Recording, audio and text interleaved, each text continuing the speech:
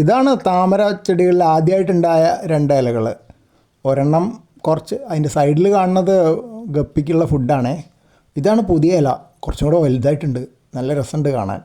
അപ്പോൾ ഇനിയും പുതിയ പുതിയ ഇലകൾ ഉണ്ടാവാൻ വേണ്ടിയിട്ട് അതാ വിടരാത്ത ഇലയാണ് ഈ കാണുന്നത്. അതിൻ്റെ ഇടയിൽ കാണുന്നത് ഹൈഡ്രില്ല ചെടിയാണ്. ഇതാ ഒരു ഇലയും കൂടെ വിടരാണ്ട്. 2-3 താമര തൈകളുണ്ട്. അടിയിലാണ് വിത്ത്. തവണ വെള്ളം മാറ്റിയപ്പോൾ അടിയിലേക്ക് കുഴിച്ചിട്ടു. അടിയിൽ മണലുണ്ട് അതിലേക്ക്. അതാ കൂടെ ഗപ്പികളൊക്കെ അവിടെ കാണാം. ഫീഡിങ് ടൈം ആയതുകൊണ്ട് ഫുഡ് ഇട്ട് കൊടുത്തുകൊണ്ട് ആദ്യം കുറേ തിന്നു കഴിഞ്ഞിട്ട് പിന്നെ അവിടെ ഇങ്ങനെ വെയിറ്റ് ചെയ്യുകയാണ്. ഇപ്പോൾ കഴിക്കണമൊന്നുമില്ല. പൊടി കാണുന്നില്ലേ ഇലയുടെ ചുറ്റും, അതൊക്കെ ഗപ്പിക്ക് ഇട്ട് കൊടുത്ത ഫുഡാണ്. അപ്പോൾ ഇനി എപ്പോഴാണ് ബാക്കി കഴിച്ചു തീർക്കാമെന്നറിയില്ല. എന്തായാലും അവിടെ ഇരിക്കട്ടെ. ഇതാ ഇലകൾ, ഇതാ വിടരാനുള്ള ഇലയാണ് ഈ കാണുന്നത്.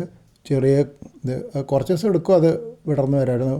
4-5 ദിവസം കഴിഞ്ഞിട്ടേ വിടർന്ന് കാണാറുള്ളൂ.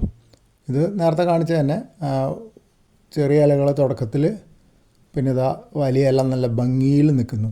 ശരിക്കും ഇലകൾ ഇതിപ്പോൾ വെള്ളത്തിൽ പൊങ്ങി കിടക്കണ മാതിരിയല്ലേ.